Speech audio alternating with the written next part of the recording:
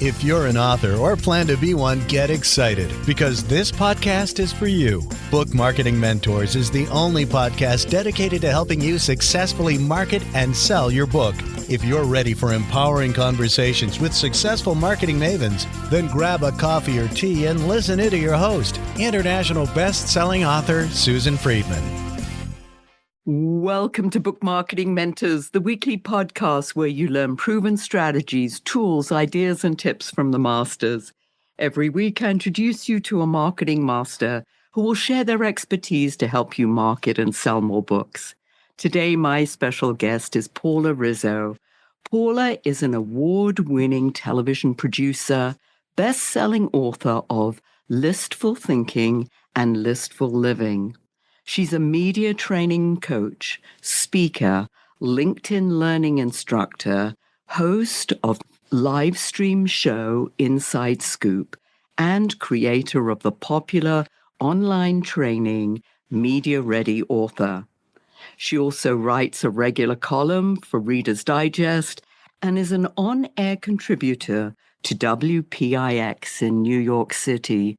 Paula, what an absolute pleasure it is to welcome you to the show. And thank you for being this week's guest expert and mentor. I'm thrilled. How exciting to be here. Paula, you are a true pro in the media world. And as you know, authors don't really understand that. It's sort of got a bit of a mystique about it.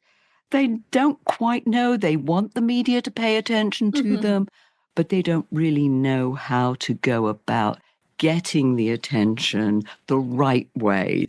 Let's dig in and see what we can do to help them do it the right way. Sure. Yes, absolutely. It's an interesting conundrum for authors because we're used to writing and having the work speak for itself, but that's just not enough.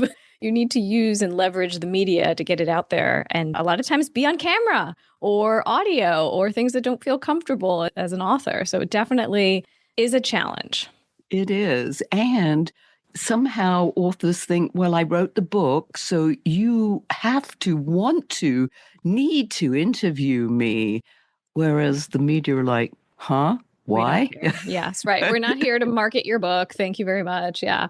And I think a lot of times people will think, oh, the interviewer will definitely read the book. Most of the time, they won't have time to read the entire book. And that's something that people, I think, don't realize. The quickness, especially for television news, quickness of these segments, they're very fast paced and done and over with before you even realize it's happening. Podcasts, you have the luxury of a little bit more time to get through your comments and your thoughts and have a real conversation.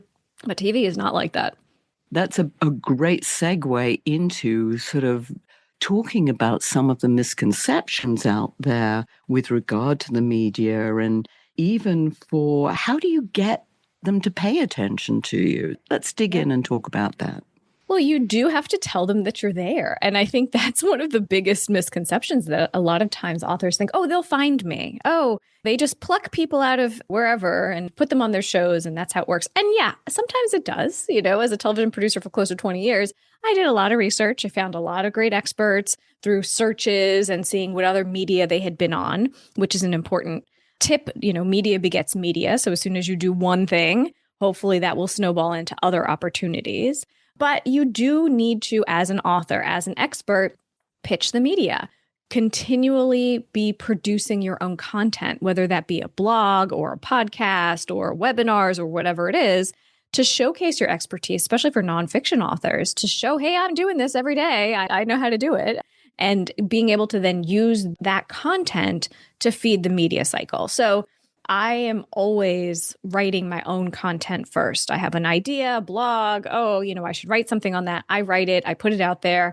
And so often those pieces of content have then become pitches that I take and I send to the media, right? So for instance, I had done a piece, oh my gosh, I think it was in 2016, a long time ago. I put it on my website and it was like, what is your list making personality or something like that, right? Because my books are all about lists and productivity. And it was a fun little piece. And so I recently was looking for something to pitch to WPIX. As you mentioned, I do a lot of segments for them. And I was like, you know what? This was a fun one. It's like, what's your spirit animal when it comes to list making and productivity? So we dug that up and we redid it. And it was such a fun segment, but it's something I had done years ago. So you just need to keep mining all of that content that you have and repurpose and reuse it. Yes, you said getting it out there, letting them know about it. But what's the right way to let people know? Pitching is really important to be in the inbox at the right time. The way that I teach it is to have a pitch that has 3 elements: the hook, the twist, and the takeaway. So the hook is why now? When I pitched that story, it was the beginning of the year, new you. Everybody's starting to think of how they can be more productive in the beginning of the year. Then what's the twist? How is this different than everything else that we've heard about it, right? Pairing up, spirit animals with your productivity style was a little inventive. So they liked that. And then the takeaway. So, okay, I found out what my animal is. What do I do about it? So what? What does that mean? So what is the takeaway? Literally, what do you do tomorrow? How do you make your life different? That is what producers are looking for. Those 3 elements, because they only really care about their audience. They don't care about your book. They don't care about your brand. They don't care about any of that stuff. They don't want to be your marketer. They want to know, what will my audience take away from this segment with you or from this interview? And that's the most important part. So to be thinking about their audience even more than you're thinking of yourself or your own book. And I think that's the hardest thing for authors to do, because they see the book and then, it's got a title and they think, oh, well, you've got to know what this is about, or you've got to be interested in it. And they want you to do the work rather than the other way around. Right. I love this, making it very easy. The hook, the twist, the takeaway. Wow, that couldn't be much easier. Yeah, and I think it's also about putting yourself out there. A lot of times people are afraid to do it. And look, you're going to get rejected. It happens. You may not hear anything back. And that's okay. Having a conversation, starting that dialogue with someone in the media is just as important as actually getting booked. Being able to then be their go-to expert, that comes with time. That's something that you build that relationship over time. But being available is really important too. I think sometimes that will happen where they'll say, okay, great, we want to do this. Can you do it tomorrow? Do it today. And people then get scared and say no. And then guess what? They'll just do the segment without you with somebody else. That's just what happens. How do you start that relationship? It really is about giving them what they need, being available, being able to show them that you're not there to pitch your book. Yes, you'll be identified as the author of such and such book, but it almost doesn't matter if you even talk about things that are in the book. Like that animal thing I was just telling you about was not in my book. My book was written 10 years ago. I didn't talk about that in the book. It doesn't matter. I'm the expert on productivity and list making. And so, they identify me as the author of that book, and it's fine. That's another big misconception. People think, oh, I can only talk about the things that are in the book, or I don't want to give away too much. Oh my gosh, give it all away, right? You want people to want more, and they will. You don't want to think that, oh, I gave away too much. A lot of times people think, oh, I wanted to make sure that they're intrigued to do more or to read more or to buy the book. They will be. They have to fall in love with you. You have to be the one out there giving them the information that they want and that they need. And it almost doesn't even matter what the book is about. They're like, oh, we love that person. Consistently doing media, producing your own content is very important to show that you are a producer of this content and you're the expert in this field. But I think also, I'm trying to think back to when I was a producer, the best experts that I had were the ones who had their eye out for me in their own realm. So let's say it was a psychologist who was like, hey, this is popping up again and again. This theme keeps coming up. Maybe there's a story here. Somebody who sort of was my eyes and ears in other places that I wouldn't have known that. I'm not seeing patients. You know what I mean?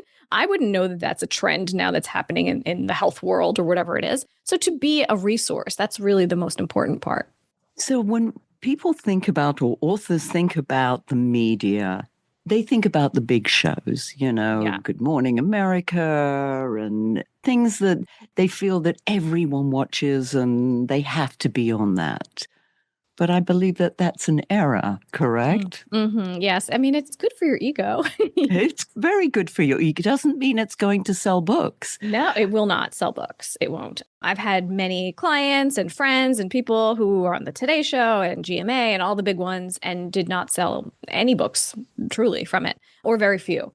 That's more for, the cachet and to be able to put it on your website and to say that you were associated with that show, which is awesome. And again, media begets media. So if you go somewhere else and you say, hey, well, I was on GMA talking about it. Wow, that's a big credential, but it's not necessarily going to equal book sales. And that's a big misconception for people. But also, look, you're not going to start with GMA. You're not going to start with Today Show. When I media train experts, it's like, let's get you ready for author panels, for podcasts, for magazine interviews, and then for television, for local news, and then to work your way up. They probably won't book you if you're brand new. So you do need to sort of work your way up. And there needs to be something that really works for those audiences. Again, a lot of times people say, oh, I want to be on that show, or I want to be on this show. Okay, have you watched the show? Do you know who the audience is? Do you know if they do those kinds of segments? That's the thing that people don't realize, that it really doesn't matter if you have the best book in the world or the most interesting book or whatever. If it doesn't align with their audience, it's an instant no. One of the things that I often mention to authors is don't forget your local media. Yeah. They're far hungrier than the national shows because everybody's falling all over themselves to be in the national media. But locally, you could be an expert in your own town. And now you can do it virtually. You don't even have to go to the studio. The segments I do with Pix11, I'm in New York and I don't go to the studio. I do it from home because my studio is set up. I'm ready. They know I can be there when they need me to and all that. It works great. The landscape has been really broadened through the years now that everybody knows how to use video equipment and lighting and all that. The pandemic did us a sort of favor in that way to get people ready for their close-up, so to speak. But local media is great. And the thing that's wonderful is that you get to practice. You get to work out, being, hopefully it's live or whatever it is. That's a whole other thing. What if something goes wrong? What if you have to answer a question that you don't know the answer to? I mean, these are all things that I train and teach people to do because it happens. It's like improv. You have to sort of just roll with the punches and keep going. The other piece of this too is that you never know where those producers will go, which is why it's always important to say yes. Even if you think, oh, it's just a small blog or, oh, it's just a podcast or whatever. You never know who will hear it. And you never know where those producers will end up. Maybe they'll get a job at GMA. Maybe they'll get a job at the Today Show at some point. And then they'll say, who was a great expert who I really want to interview? And they'll bring you along with them. It's funny that you should say that because locally our NPR station, Brian Mann, was one of the interviewers. He does documentaries and all of a sudden now he's nationwide. He won awards and he got hired nationally. And I'm like, wow, this is somebody who we knew locally and who we went to for doing segments on some activity that we were doing locally. And it's like, wow, yes, that does happen. You're absolutely right. You just don't know where people are going to land up. And everyone knows somebody. Yes. And that's the thing, too, is that once you start to help the media, because that's how I look at it, to be of service. Media, I think, is a public service to be able to help people in whatever category your expertise is. You go at it from the place of service to be helpful, not to sell books. Yes, do we want to sell books? Yes, of course, I get it, right? Of course. But you go in there to be helpful, to say, here's what I know, here's how I can help you live your life differently. When you do that, those producers and editors will love you because they'll say, oh, this isn't just somebody who's like looking to sell something. And then they all talk. I used to share my contacts with other producers as well. They say, oh, do you have somebody who could talk about this? Do you have somebody who could, oh yeah, I have somebody who's great. Call this person. So producers and editors talk to each other and you want to be the good one that they talk about. Yeah, I like the way you said that because yes, they do ask, and it's always the same people you see as being the experts in the area. And you're like, there are other experts. People have said to me, oh, I can do what they do. Totally. But how do you get on that list? But do you know why? It's because those people who are always there show up time and time again. They're feeding the beast. They're like, hey, I got another idea. Hey, I saw this. What do you think of that? It makes it easy for the producer or the editor to say yes. They show up, they're on time, they know what they're talking about, they're good on camera. That's an instant yes. You want to be that person that's the easy guest. You don't have to worry about them. You know that they'll be great on camera. You know they'll come up with something good to say. It'll be fun. I had experts like that for years that it would be like, you know what do you want to talk about? What do you got? And they would be like, oh, what about this? Like, okay, great, fine. Because I knew they would be good. And that made my life so much easier. I love that perspective of saying that it's a public service.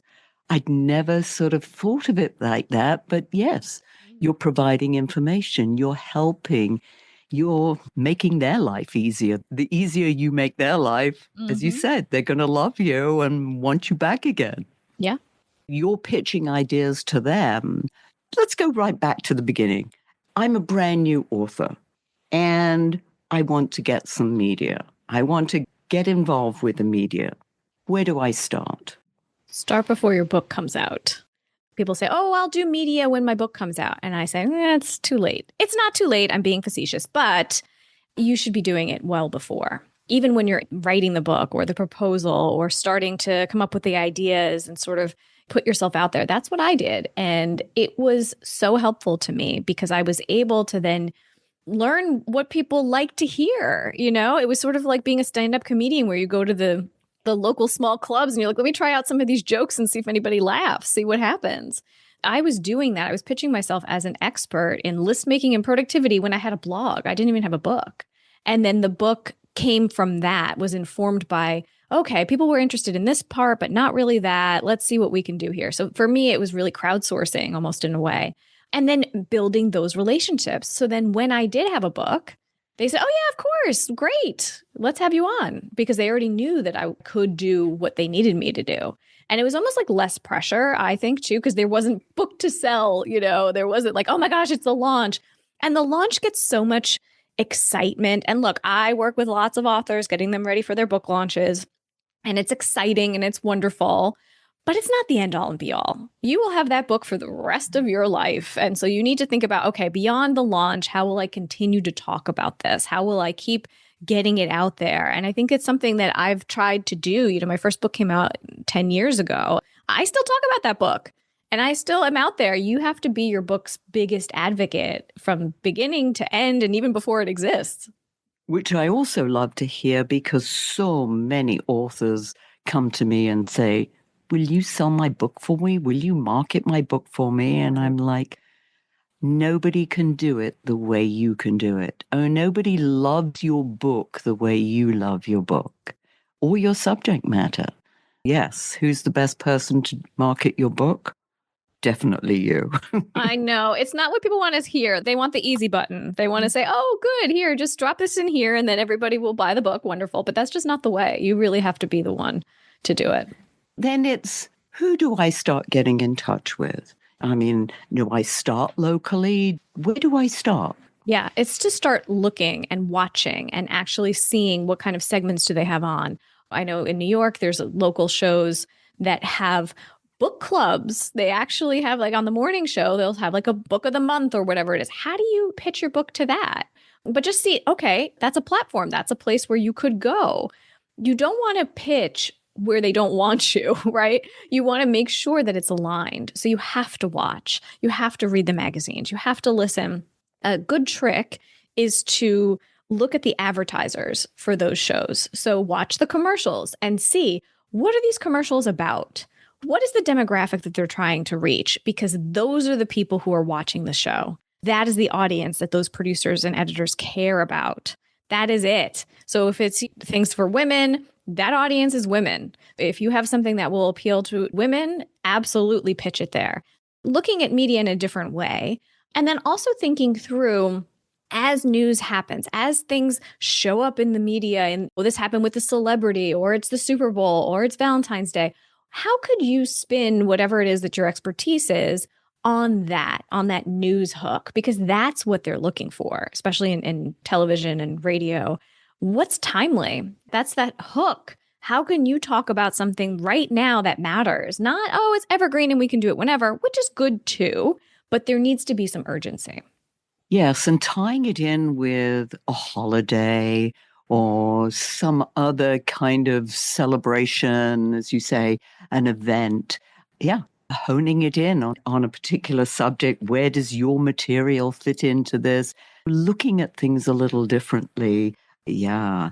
And doing it for yourself too, though, and it doesn't have to always be a media pitch. You could say, okay, this is going to be my writing prompt. I'm going to try to come up with some things that are related. And as you start to get better at it, then you'll say, okay, maybe I can pitch this. Maybe I can start working towards it. But it is a different kind of mindset.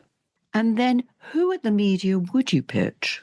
Well, you do have to find the contacts, which is why a publicist is great. So a publicist has those contacts, and there are no guarantees, of course. Even though they have the contacts, doesn't mean that the producers or editors are going to say yes to them.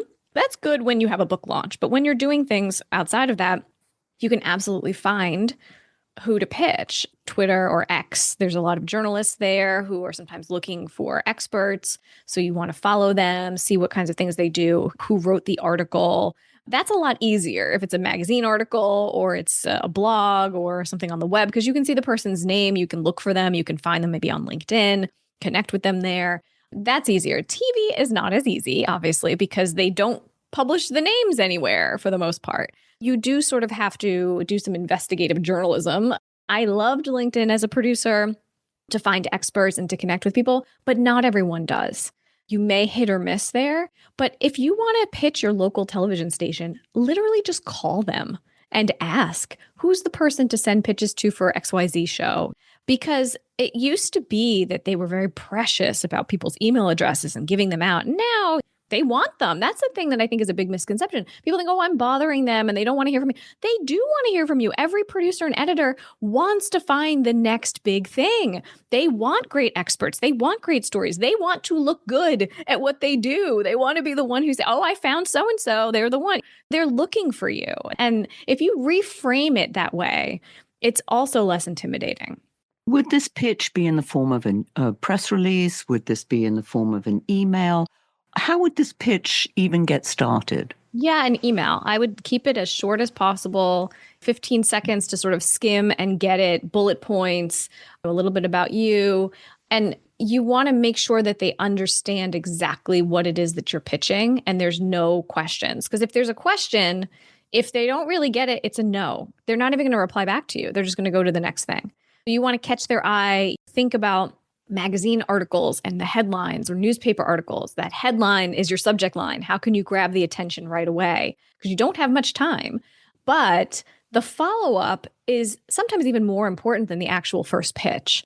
And I know that for myself as a producer, I was very organized. I had a lot of lists. I knew what I wanted to do. I knew who I wanted to interview. And sometimes I would miss things. I was always very happy when an expert would follow back up, or publicists would follow back up and just say, oh, hey, I just was wondering if this resonated with you or whatever it is. And I'd say, oh my gosh, that's right. I did want to do something with this. You do need to follow up. That sometimes is even more important than the first time out. And what about after the event? The thank you, the getting back to the person, keeping in touch with them. How often would you even go about doing this? Look, I worked in television news for 20 years, and I can count on one hand how many thank you notes I got after a segment. People just move on and do not care. They're like, oh, good, I got on TV. Next. And it's very transactional. The people who kept in touch with me, who treated me like a person, who were nice, those were the ones I went back to. This is a relationship that you're starting with someone. So you definitely, it doesn't have to be a handwritten note or whatever it is, but be gracious. This person helped you out. Yes, you helped them. You definitely helped them to fill something in their show. But you definitely want to follow up with them. And then as you have new ideas, you can pitch them or ask to pitch. That's what I do a lot of times too. Like if it's a brand new contact for me or someone who's just interviewed me, I'll say, hey, how do you like to get pitches? Or how should I get in touch with you next time I have an idea? Or that kind of thing. It's nice sometimes for them to hear that as opposed to just being bombarded with your next thought.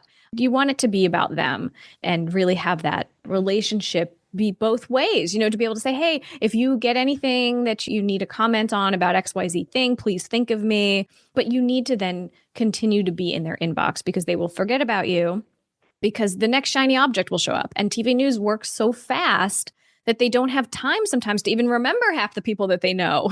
So it's like if something in the news happens and you're available and you can speak to it, let them know. Don't assume that they're going to say, oh yeah, that person was so great. Let's go back to them.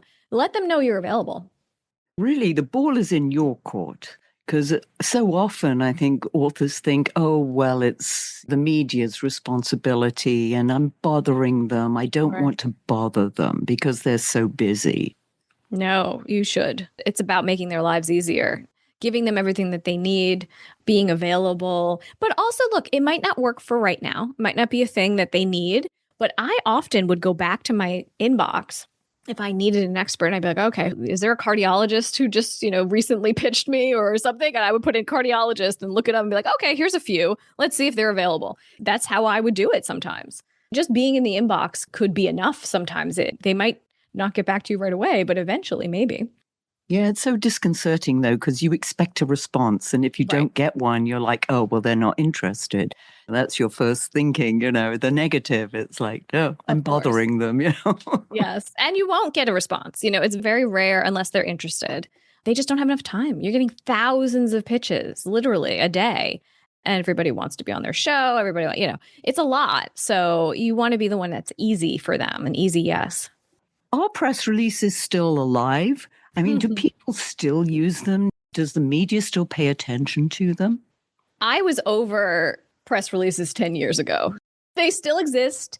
They're still out there. They still get sent. They still serve a purpose. But as a producer, I found them to be not the most effective way to initiate a pitch. I thought they were always good as follow-up information if I wanted more information, if I wanted something else. For me, I wanted like a short, pithy, quick pitch. And then it's like, oh, okay, cool. This is interesting. Or I want to know more about that person, or let me know more about the product, and then send the press release. That's how I found it to be useful. But that's for television. And that was me. Everybody's a little bit different. If I was a magazine editor or I was writing for a newspaper, that becomes a little bit more interesting to me because there's quotes in there that I could possibly lift right out of a press release and use for my piece if I needed to, if I was doing something really fast and I needed to do that. So I think it depends on who you're sending it to and how they'll use it. Because for television, there's not really much I can do with that. I was like, okay, well, you told me what this person said, but I need to get them on camera saying it. I've got 2-3 minutes on camera. Sound bites. Yeah. Being ready with a soundbite. Talk to us about that. It is so important. And everyone thinks this is what happens. They think, oh, I'll be great. I'll be fine. Let me just, I talk about this topic all the time. And then they go on and on and on, and they don't get to the point. The way that I teach it is what I call the accordion method, to have a short, a medium, and a long answer to any question that you'll be asked. And then that way, you really come out of the gate with a really powerful response, thinking in headlines. Like, what is one sentence headline to whatever question that you'll be asked? And to really think through, okay, here's some questions that they might ask me, or even sending questions saying, here's some questions that you can ask me, or that I'll be prepared for. And they may not ask those questions, even if you send them over. Doesn't mean anything. But having a short, a medium, and a long answer is really helpful. And also really front loading the information. So having that headline point be the statement, be the conclusion. A lot of times authors, writers, we're used to writing something and then having the conclusion at the end, the wrap up. This is what it is. But especially for television, for audio, you want to give that information right up front. Don't tease it. Tell me right off the bat what it is. Just come out and really be powerful with your responses. And at what point would you even talk about your book? If you would even mention your book? I don't know. Well, that's the thing. You have to assume, hopefully, that they will identify you as the author of this book when they introduce you. I would say that you wrote this book, and maybe, at the bottom there's a graphic and it says your name and the book. Great. You don't have to go overboard talking about it, but you can say things like, as I mentioned in my book, or there's an entire chapter about XYZ thing. You know what your talking points are. So that's part of the soundbite too. Soundbite is saying something in a quick and effective way, but the talking points are what you're going to say. What are those points that you want to get across? Being able to have that at the ready where you could say, okay, well, when I talk about self-care, I'm going to mention that there's an exercise in the book for self-care. So I know when I start talking about that topic that I have that kind of to anchor back to and say, in the book, actually, I do have a whole exercise that you can do. It's very, whatever you happen to do, but you can tie those to your sound bites as well in a way that's not overly markety or salesy, because that is not what the media wants. They do not want somebody who comes in there and is talking about, oh, well, it's in the book. You got to buy the book. I'd love to tell you, but you should just buy the book. That's the worst. Never do that. There is that fear that you're giving something away. And I think you mentioned that earlier, is that how much do I give away? And I love the fact that you say, just let it go. Just give it. Give them as much as you can. Yeah. They think, oh my gosh, look, if this is what she's giving away for free, I wonder what the paid version is like. I really want to see the rest of the book. Exactly. And I think there's a fear factor there that, oh, I'm giving it away and I don't want people to know because if they did, they won't buy the book or. Right. I think it's different from fiction, right? You're not going to give away the ending. Okay. Definitely not. But looking at this, changing the mindset, coming from a place of abundance rather than scarcity, being of service, thinking, how can I help them? All of these mindset switches really just help to make it less intimidating. Yes. As you say, it's taking that fear out of the intimidation of it, because things that we don't know and understand, we think are like so foreign and we don't know how to maneuver in a strange land. Yes. So this is super helpful, Paula. And this is a great segue for you to share how our listeners can find out more about you and your services and your book and whatever you want to share with them. Take it away. Oh, wonderful. Well, thank you. Well, I do have a freebie that I think will be helpful as you're thinking through your own media. And it's called the 10 questions every author needs to answer in the media. So if you go to paularizzo.com/10Q, you can get that. And then you can find me on LinkedIn. I'm a LinkedIn learning instructor, so I do have some courses on there as well. And yeah, if you are interested in perhaps talking about media training and coaching and, your book launch that's coming out, if you go to speakwithpaula.com, there is a questionnaire there if you're interested in working together one-on-one.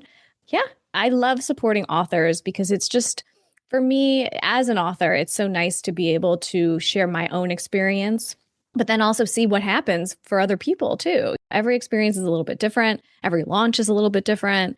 It should be fun. I don't want you to dread having to do media or be on camera or any of that. I want to help people as much as I can to get out there because people need to hear what you have to say and they won't hear it unless you're the one to say it. Yes, I think that's so important, is if you don't tell them, they don't know. Definitely. Yes. Paula, we always have our guests leave our listeners with a golden nugget. What's yours? Start before you think you're ready. I think that is truly, if you push yourself, you'll say, oh, that wasn't so bad. That wasn't so bad. Just throw something out there and see what happens. Maybe nothing happens, and that's okay. But it's just the act of doing, of starting this process, of starting to say, you know what, this is something that's important for me and for my career as an author. I'm going to start. Beautiful.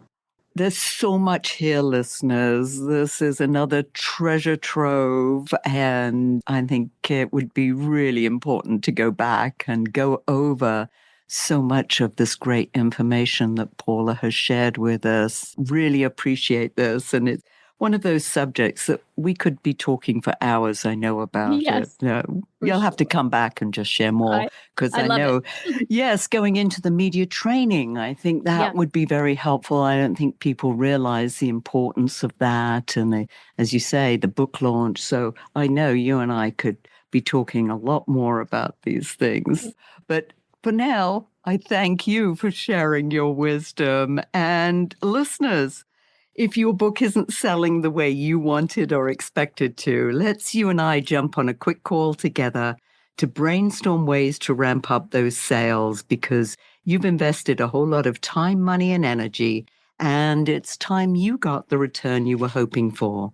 Go to bookmarketingbrainstorm.com to schedule your free call. And in the meantime, I hope this powerful interview sparks some ideas you can use to sell more books. Until next week, here's wishing you much book and author marketing success.